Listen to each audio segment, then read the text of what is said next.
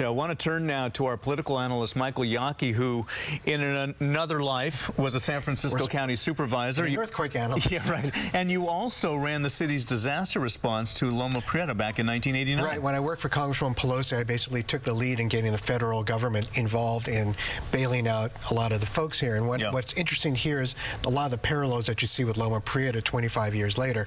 You see, I mean, some of the images are very eerily similar, like the Marina fire as well.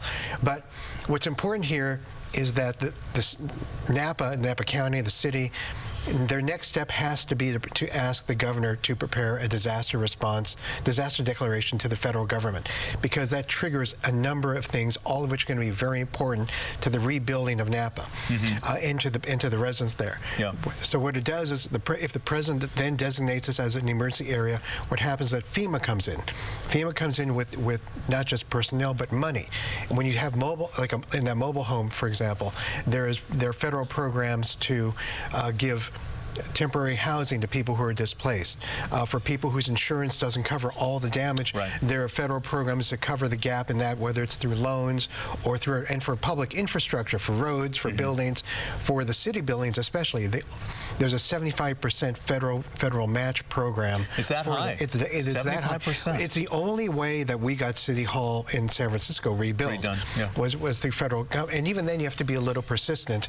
They initially wanted to give us about $2 million, which would have just which I called spackling, and they ended up giving $120 million. But it's a very arduous process, but it's one where they've got to work together and start working right now. So take us through this process. I would assume the County Board of Supervisors would have to then contact the state, who will then draft this request and send it to Washington. And send it to Washington. The president will then approve it, and then that will then trigger all the other steps going forward. FEMA will come out here, their disaster assistance folks will come out.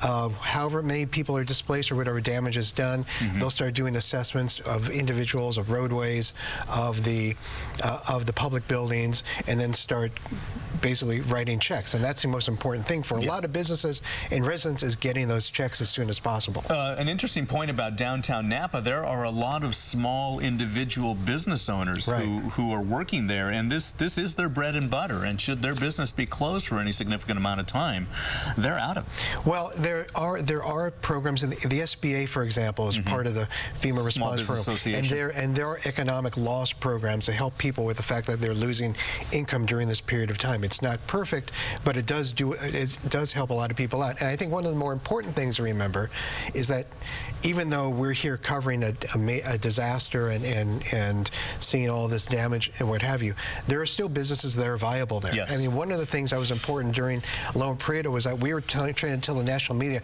San Francisco is not blowing up. We're not all in rubble. There are a lot of businesses still available. People are still coming here, and for the wineries, for the small businesses, for the hotels, the bed and breakfast, many of them, if not all of them, are still in operation, and people have to understand that. That's an important point to make, because of the images that will go around the world and that are going around the world now. It's of damage. And so the reaction is, all of Napa is damaged, when in fact it's a small part. At this point, it's a very small part of a large region. Exactly, and this is crush time. It brings a lot of tourists in. You want people to know which roads are passable, which ones are not, but you want people to know there's a lot of Napa that's still open for business. On the other hand, Napa, the county, the officials have to get down to business, get the disaster declaration going, bring in the federal resources, and start the rebuilding and the repair job immediately. One thing as well is that unlike Loma Prieta in 1989, the damage that we can assess at this early state is in downtown Napa, and then some isolated areas around. It's not region-wide as it was in San Francisco earthquake. But you can have a disaster response that located. I mean, FEMA came about because basically of tornadoes in the Midwest. And tornadoes, as you know, land on discrete little areas and just cause immense damage. Luckily, in this particular instance, there's discrete damage in the small area, much as if a tornado had hit it. This time it was a small earthquake. FEMA is built to do that. It's built to handle that. that's built to handle the residents and the businesses and the public officials there. Well, one thing about FEMA as well is that it went through a complete remake, if you will, a renovation, if you will, following Hurricane Katrina and the fiasco there. So is FEMA, in your mind, an agency that people can trust now? It's much better. In fact, it was not just Katrina, because we then came on the heels of Katrina at Loma Prieta, and it was through the work of Congresswoman Pelosi and my helping her that we basically started making FEMA think differently. For example, they never had dealt with condos before. They dealt with mobile homes, and there's a mobile home park here, but if you have a condo that was damaged, FEMA was going, well, I don't understand how to deal with it. Now there's a separate program to deal with the fact that if there's a condo damage and you have common area costs and shared costs, what have you, there's differential programs to deal with your unit and the entire building as a whole. I mean, so it is a much better, and the limits are a lot higher to account for inflation.